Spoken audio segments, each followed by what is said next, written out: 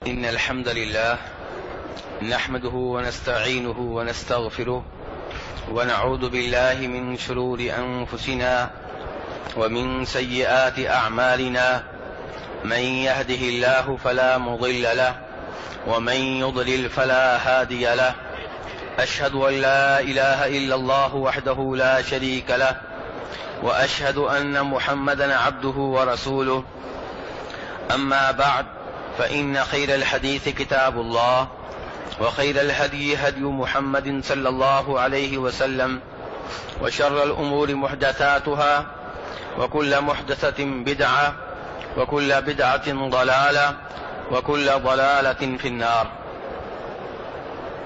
میرے بھائیو، آپ جانتے ہیں کہ میں آج کل امام نووی رحمہ اللہ کی مشہور و معروف کتاب الاربعین، جس میں 40 کے قریب حدیثیں ہیں، ان پہ باری باری درس دے رہا ہوں، اور میں نے گزارش کی تھی کہ اس کتاب میں امام نووی رحمہ اللہ نے وہ 40 کے قریب احادیث جمع کر دی ہیں جن کی اسلام میں بہت زیادہ اہمیت ہے، اور اس سلسلے میں 3 حدیثیں گزر چکی ہیں اور آج چوتھی حدیث ہے۔ اس حدیث کو امام بخاری اور امام مسلم، حدیث کے ان 2 بڑے اماموں نے اپنی اپنی حدیث کی کتابوں میں جگہ دی ہے، اور اس حدیث کو نبی علیہ الصلوۃ والسلام سے نقل کرنے والے صحابی کا نام ہے جناب عبداللہ ابن مسعود رضی اللہ تعالی عنہ۔ آج کی حدیث کا تعلق تقدیر کے مسائل سے ہے اور ہماری تخلیق سے ہے کہ ہم کیسے پیدا ہوئے اور ہمارا انجام کیا ہوتا ہے، یہ اور اس طرح کے دیگر مسائل اس حدیث میں آئیں گے۔ چنانچہ فرماتے ہیں جناب عبداللہ ابن مسعود رضی اللہ عنہ، حدثنا رسول اللہ صلی اللہ علیہ وسلم وهو الصادق المصدوق۔ جناب عبداللہ ابن مسعود کہتے ہیں کہ ہمیں حدیث بیان کی نبی علیہ الصلوۃ والسلام نے، اور چونکہ اس حدیث کا تعلق بعض ایسے مسائل سے ہے جو غیبی مسائل ہیں۔ غیبی سے مراد یہ ہے کہ انسان ان کا ذاتی طور پہ مشاہدہ نہیں کر سکتا، ذاتی طور پہ انہیں نہیں جان سکتا۔ یہ وہ مسائل ہیں جو اللہ تبارک و تعالیٰ نے وحی کے ذریعے اپنے نبیوں کو بتائے علیہم الصلاۃ والسلام۔ اس لیے عبداللہ ابن مسعود یہ حدیث بتانے سے پہلے کہہ رہے ہیں کہ یہ حدیث بیان کرنے والے ہمارے نبی علیہ الصلاۃ والسلام صادق بھی ہیں، مصدوق بھی ہیں۔ کیا مطلب؟ صادق یہ ہے کہ سچ بولنے والے، اور مصدوق یہ ہے کہ آپ کو جو ذات یہ باتیں بتاتی ہے وہ بھی سچی ہے۔ آپ سچ بولنے والے ہیں اور جو باتیں آپ کو دی گئی ہیں، جو معلومات آپ کو دی گئی ہیں، وہ بھی درست ہیں۔ تو اس کا مطلب یہ ہوا کہ جو حدیث آنے والی ہے اس میں کسی قسم کا کوئی شک و شبہ نہیں۔ دنیا میں عام طور پہ کیا ہوتا ہے کہ ہمارا واسطہ کئی ایسے پیروں سے پڑ جاتا ہے کہ جو خود جھوٹ بول رہے ہوتے ہیں، یا جو ان کو باتیں بتاتا ہے شیطان خواب میں آ کر وہ جھوٹا ہوتا ہے، اور ہم کہتے ہیں جی ہمارے بزرگ کا خواب ہے، اور خواب کو ہم اتنی اہمیت دیتے ہیں کہ قرآن پاک کے احکام و مسائل کو بھول جاتے ہیں۔ ہم کہتے ہیں جی ہمارے بزرگوں نے بتایا ہے۔ بھئی ٹھیک ہے، آپ کے بزرگوں نے بتایا، ادھر اللہ تبارک و تعالیٰ کی باتیں ہیں، میں کس کی بات کو ترجیح دوں؟ جہاں تک آپ کے بزرگ ہیں وہ انسان ہیں، کبھی جھوٹ بول سکتے ہیں، کیا گارنٹی ہے کہ انہوں نے جھوٹ نہیں بولا ہوگا؟ اور پھر اگر وہ سچ بول رہے ہیں تو یہ کون گارنٹی دے گا کہ خواب میں جو آیا تھا وہ جھوٹ نہیں بول رہا تھا، وہ شیطان نہیں تھا؟ پیارے حبیب علیہ الصلوۃ والسلام نے صاف بتایا ہے کہ کچھ خواب رحمان کی طرف سے ہوتے ہیں، کچھ خواب شیطان کی طرف سے ہوتے ہیں۔ اور یہاں ایک اور مغالطے میں ہمیں رکھا گیا ہے، ہم سے کہا جاتا ہے کہ خواب میں نبی علیہ الصلوۃ والسلام آئے۔ اب نبی علیہ الصلوۃ والسلام کا نام کیوں استعمال کرتے ہیں؟ کیونکہ ان کو پتا ہے کہ حدیث موجود ہے کہ فرمایا تھا پیارے حبیب علیہ السلام نے کہ جس نے خواب میں مجھے دیکھا اس نے مجھے ہی دیکھا ہے، کیونکہ شیطان میرے روپ میں نہیں آ سکتا۔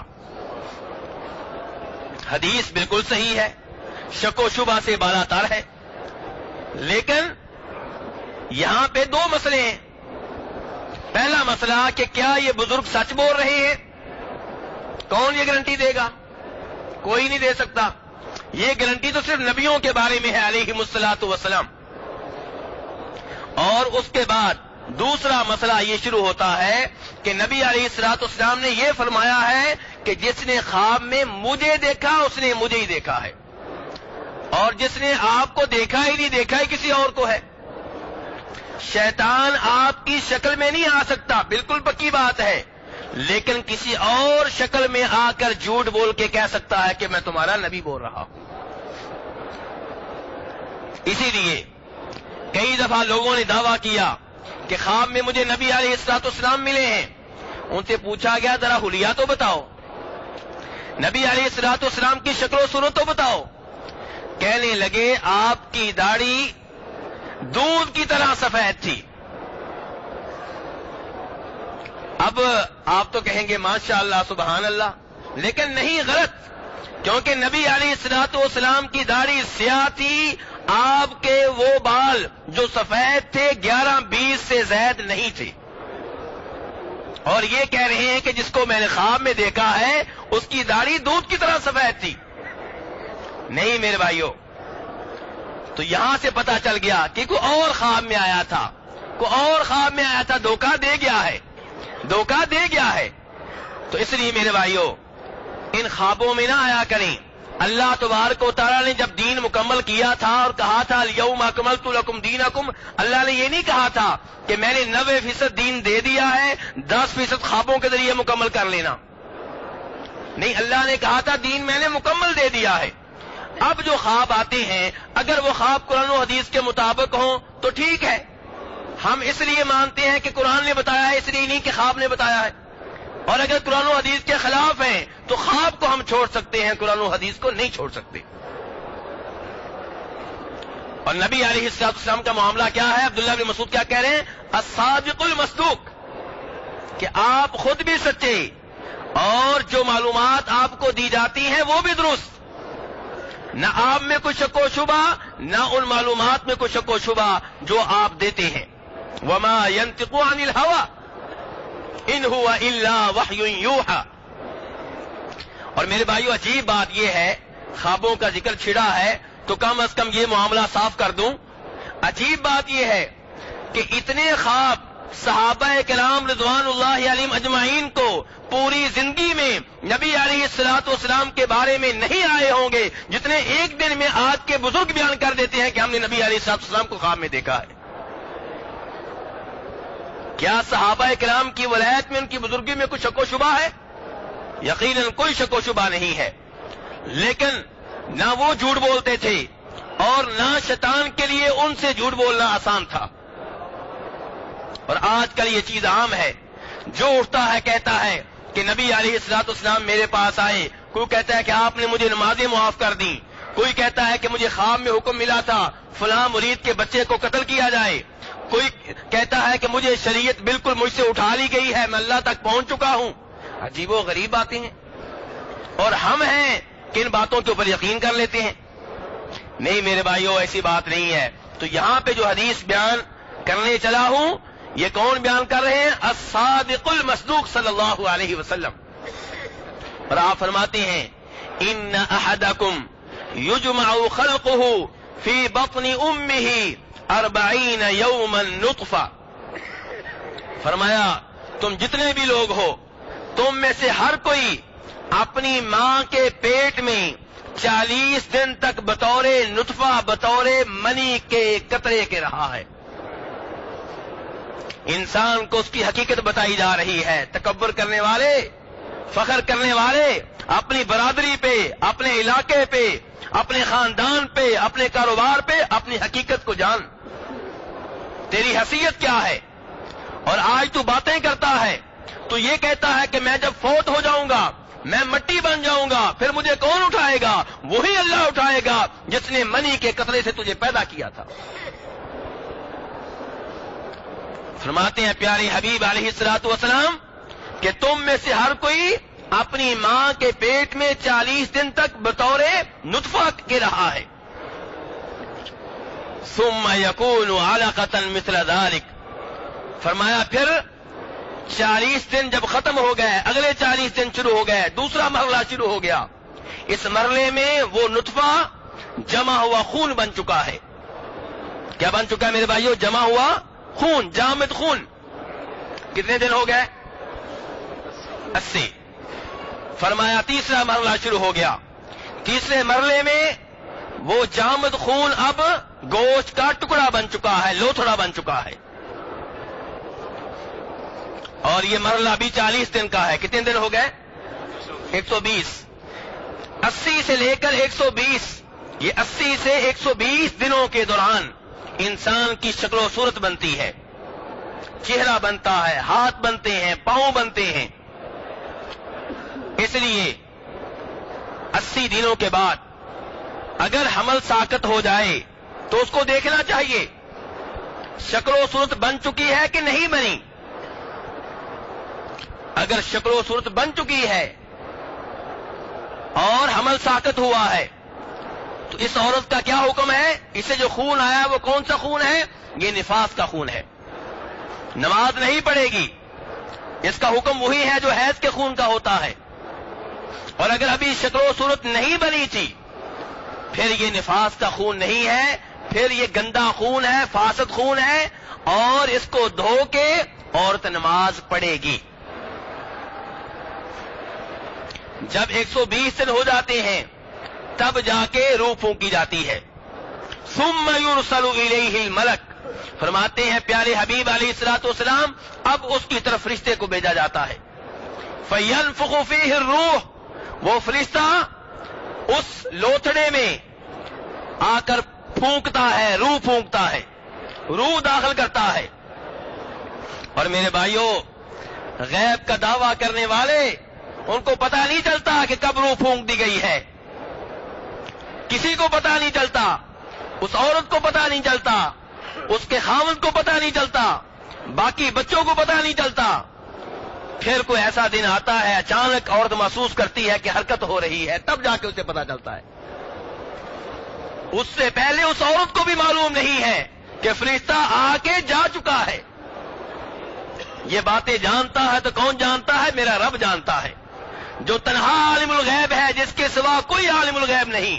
قل لا يعلم من في السماوات والارض الغیب الا اللہ۔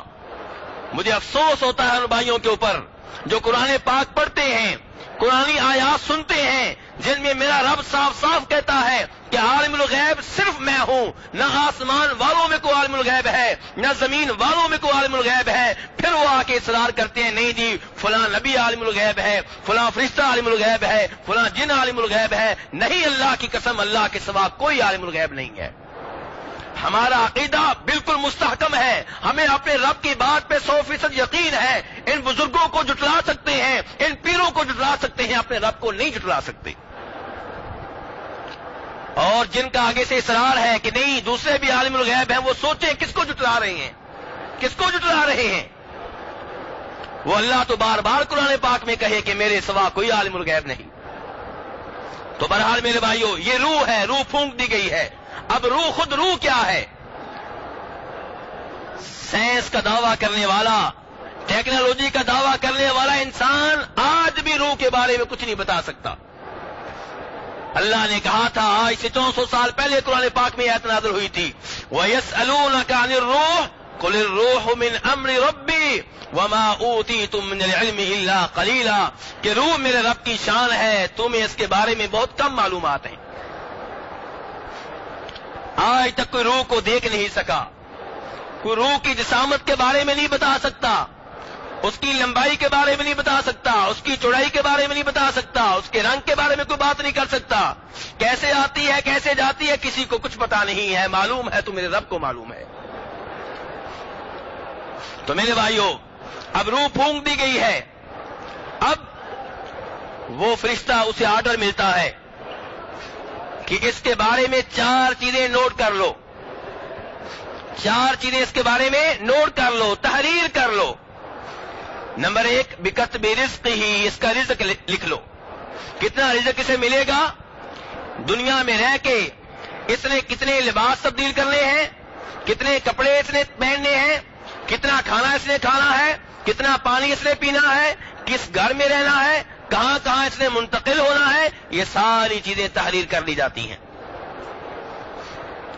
اور نبی علیہ الصلوۃ والسلام فرماتے ہیں کہ یہ ممکن نہیں ہے کہ کوئی انسان وہ رزق کھائے بغیر دنیا سے چلا جائے جو اس کی تقدیر میں لکھا ہوا ہے۔ دوسرے نمبر پہ فرمایا وَأَجَلِهِ، اس کی عمر لکھ لی جاتی ہے، کتنے سال زندگی گزارے گا، 1 دن، 1 ہفتہ، 1 مہینہ، 1 سال، 10 سال، 50 سال، 100 سال، جتنی اس کی عمر ہوگی وہ بھی نوٹ کر لی جاتی ہے۔ وَعَمَلِهِ، دنیا میں کیا اعمال کرے گا، کیا کچھ کرے گا، کون سے اعمال اچھے کرے گا، کون سے برے کرے گا، کس کے ساتھ کیا زیادتی کرے گا، کس کی کیا مدد کرے گا، کتنی نمازیں پڑھے گا، کتنے روزے رکھے گا، کتنے حج کرے گا، کتنے عمرے کرے گا، مسجد نبوی میں آئے گا کہ نہیں آئے گا، آئے گا تو توحید کی حالت میں آئے گا یا یہاں پہ بھی آ کے شرکیہ کلمات کہے گا، یہ ساری باتیں لکھ لی جاتی ہیں۔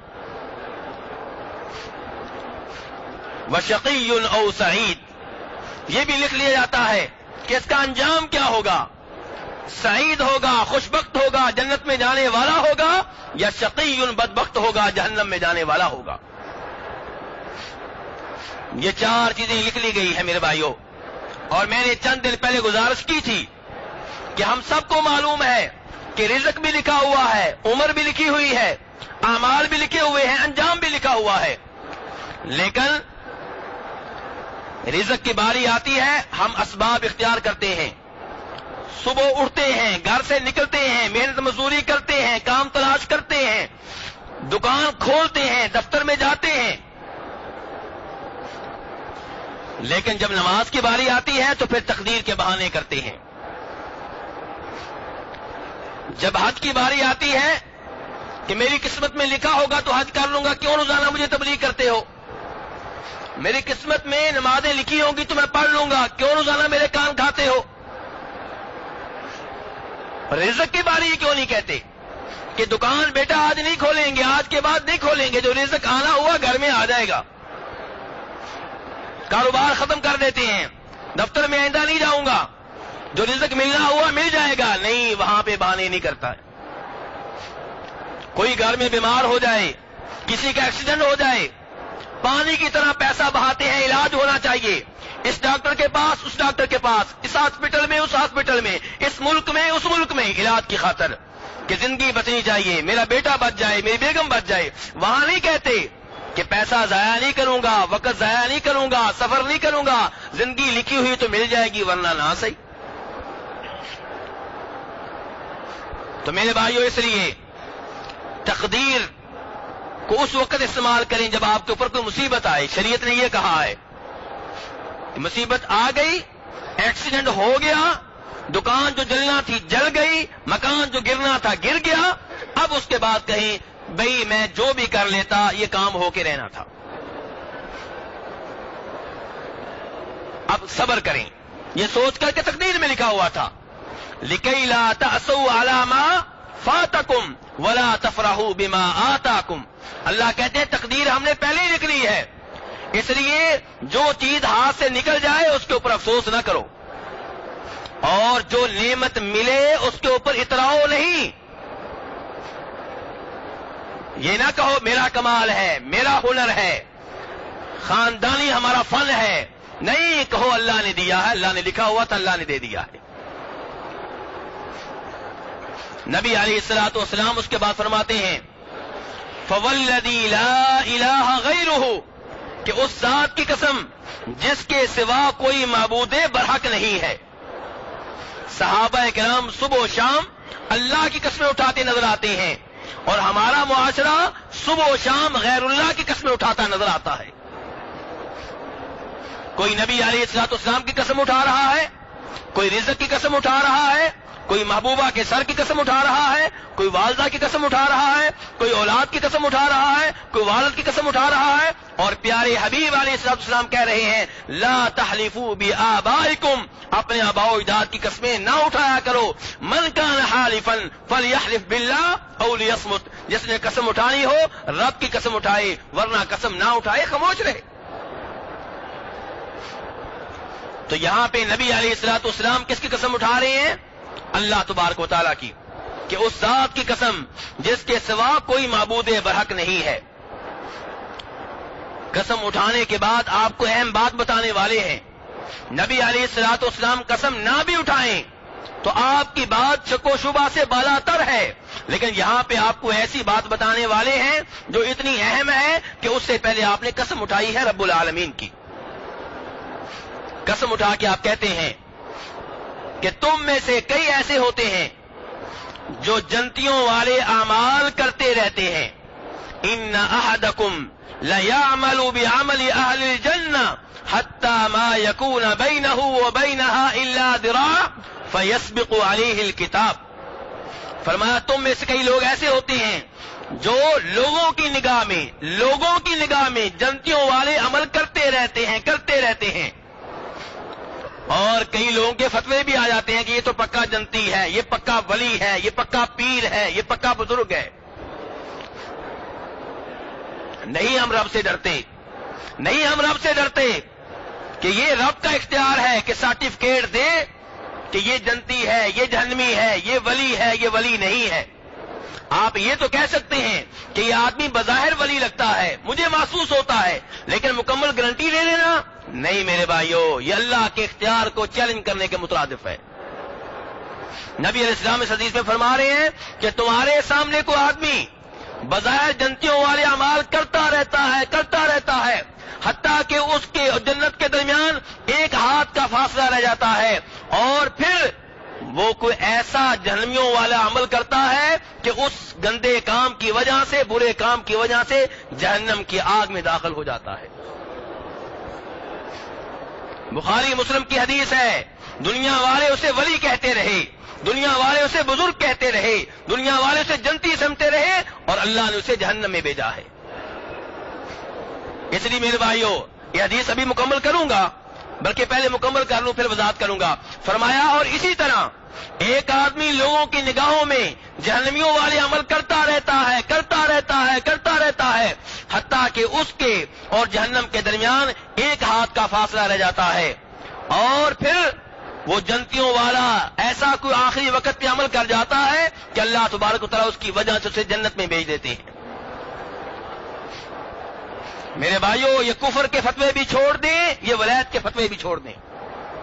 آج کئی اسلامی ممالک میں مسلمان فوجیوں پہ حملے کیے جا رہے ہیں، مسلمان پولیس والوں کو مارا جا رہا ہے، کلمہ پڑھنے والے لوگوں میں بم دھماکے کیے جا رہے ہیں، نمازیوں میں مسجدوں میں بم دھماکے کیے جا رہے ہیں کافر کہہ کے۔ نہیں میرے بھائی، نام لے کر آپ کسی کو کافر نہیں کہہ سکتے۔ آپ وہی انداز اپنائیں جو قرآن و حدیث نے اپنایا ہے۔ قرآن و حدیث میں کیا آتا ہے کہ جو یہ کام کرے کافر ہے، نام لے کے نہیں بتایا گیا، عام طور پہ نام لے کر نہیں بتایا گیا۔ اب اگر کہیں کہ اسماعیل کافر ہے کہ نہیں، یہ آدمی جس کا نام علی ہے یہ کافر ہے کہ نہیں، وہ آدمی جس کا نام ابو بکر ہے وہ کافر ہے کہ نہیں، نہیں یہ بات آپ نہیں کر سکتے۔ ہو سکتا ہے وہ جاہل ہو سکتا ہے اسے دین کے اس مسئلے کا علم ہی نہ ہو، 100 بہانے ہو سکتے ہیں، 100 وجوہات ہو سکتی ہیں، نام لے کر کسی ایک آدمی کو کافر کہنا یہ درست نہیں ہے۔ اور اس کے برعکس نام لے کر مکمل طور پہ گارنٹی دے دینا کہ یہ ولی ہے، میں گارنٹی دیتا ہوں یہ جنتی ہے، یہ بھی غلط ہے، سوائے ان کے جن کی گارنٹی پیارے حبیب صلی اللہ علیہ وسلم نے دی تھی۔ آپ نے کہا تھا نا ابو بکر فی الجنہ، عمر فی الجنہ، عثمان فی الجنہ، علی فی الجنہ، 10 صحابہ کرام کا نام ایک مجلس میں لے کر آپ نے کہا تھا کہ جنتی ہیں۔ نبی علیہ السلام گارنٹی دے سر آنکھوں پہ کہ آپ نبی ہیں، آپ کے اوپر وحی نازل ہوتی ہے، میں اور آپ گارنٹی دینے والے کون ہوتے ہیں؟ یہاں آپ کے سامنے 2 حدیثیں رکھوں گا۔ پہلی حدیث بخاری شریف کی ہے، غزوہ خیبر، لڑائی ہو رہی ہے، سب صحابہ کرام بڑی بہادری سے لڑ رہے ہیں، لیکن ایک آدمی کی بہادری کے کیا کہنے، اس کے اوپر صحابہ کرام بھی رشک کر رہے ہیں اور سوچ رہے ہیں جہاد کیا ہے تو اس نے کیا ہے، جو کافر سامنے آتا ہے اسے قتل کر دیتا ہے، ہار ماننے کا نام نہیں لیتا۔ میرے بھائیو، صحابہ کرام اللہ کے ولی ہیں کہ نہیں؟ اب صحابہ کرام جس کے اوپر رشک کر رہے ہوں گے وہ کتنا بڑا ولی ہوگا؟ لیکن پیارے حبیب علیہ الصلوۃ والسلام نے کہا کہ یہ آدمی جہنم میں جائے گا۔ صحابہ کرام کے اندازے غلط نکلے، میں اور آپ کی حیثیت رکھتے ہیں۔ ایک آدمی نے سوچا یہ معاملہ کیا ہے، اتنا زیادہ وہ جہاد کر رہا ہے، اللہ کی راہ میں لڑ رہا ہے اور آپ کہہ رہے ہیں جہنم میں جائے گا۔ صحابہ کرام حیران رہ گئے۔ ایک آدمی نے کہا میں اس کا پیچھا کرتا ہوں۔ وہ جہاد کرنے والا مجاہد آگے آگے، یہ پیچھا کرنے والا اس کے پیچھے پیچھے۔ وہ آدمی جہاد کرتا رہا حتیٰ کہ اسے ایک زخم لگا۔ اب زخم لگے تو مسلمان کا کام ہے صبر کرنا، لیکن اس نے صبر نہیں کیا، اس نے تلوار سے خودکشی کر لی۔ اب یہ آدمی بھاگا ہوا واپس آیا، نبی علیہ الصلوۃ والسلام کو مخاطب کر کے کہا کہ اللہ کے رسول، میں گواہی دیتا ہوں کہ آپ واقعی اللہ کے رسول ہیں۔ فرمایا میرے صحابی کیا ہوا؟ کہا اللہ کے رسول علیہ الصلوۃ والسلام جس کے بارے میں آپ نے کہا تھا جہنم میں جائے گا، ہم سب حیران ہوئے تھے، میں نے اس کا پیچھا کیا، آپ کی بات درست نکلی، اس نے خودکشی کر لی، جہنم کی آگ میں چلا گیا۔ میرے بھائیو، بڑے سے بڑا ولی کتابوں میں لکھ دیا گیا ہو، جب تک اس کی گارنٹی اللہ کے رسول علیہ الصلوۃ والسلام نہ دیں، آپ گارنٹی دے کے نہیں کہہ سکتے کہ اللہ کا ولی ہے، یہ جنتی ہے۔ آپ یہ کہہ سکتے ہیں کہ لگتا ہے کہ اللہ کا ولی ہے، اس کی سیرت پڑھی ہے، اس کی باتیں سنی ہیں، محسوس ہوتا ہے کہ اللہ کا ولی ہے، لیکن گارنٹی دے دینا 100%، یا یہ پکا شہید ہے۔ یہاں تو جو مارکا میں شہید ہوا ہے اس کی شہادت کی گارنٹی نہیں ہے، اور کئی ممالک میں جو کرسی کے لیے فوت ہو جائے اسے بھی شہید کہہ دیتے ہیں۔ نہیں میرے بھائیوں، ایسے نہیں کرنا چاہیے۔ ایک اور حدیث سن لیجئے، حوالہ مسلم شریف کا اور ابو داؤد شریف کا۔ دو آدمی آپس میں گہرے دوست تھے، ایک بہت نیک ایک بہت برا، دوستی آپس میں تھی۔ نیک آدمی وقتاً فوقتاً اس برے آدمی کو سمجھاتا رہتا تھا کہ گناہ چھوڑ دو، اللہ سے ڈرو، گناہ کرنے سے بعد آ جاؤ، لیکن وہ برا آدمی برائی کرنے سے بعد نہیں آتا تھا۔ ایک دفعہ نیک آدمی نے دیکھا کہ یہ برا آدمی کوئی بہت بڑا گناہ کر رہا ہے، اس نے کہا واللہ لا یغفر اللہ لک ابدا، میں اللہ کی قسم اٹھا کے کہتا ہوں کہ اللہ تجھے کبھی بھی معاف نہیں کرے گا۔ اللہ اکبر، یہ الفاظ کیا بولے؟ اللہ کے غضب کو دعوت دی۔ کسی کے بارے میں یہ کہہ دینا کہ اس کو اللہ کبھی معاف نہیں کرے گا، میں اور آپ کون ہوتے ہیں کہنے والے؟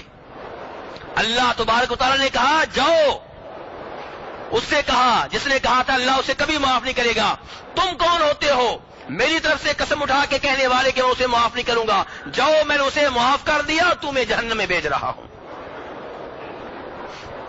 ایسا بڑا جملہ نہیں بولنا چاہیے، اللہ کے اختیارات کو چیلنج نہیں کرنا چاہیے۔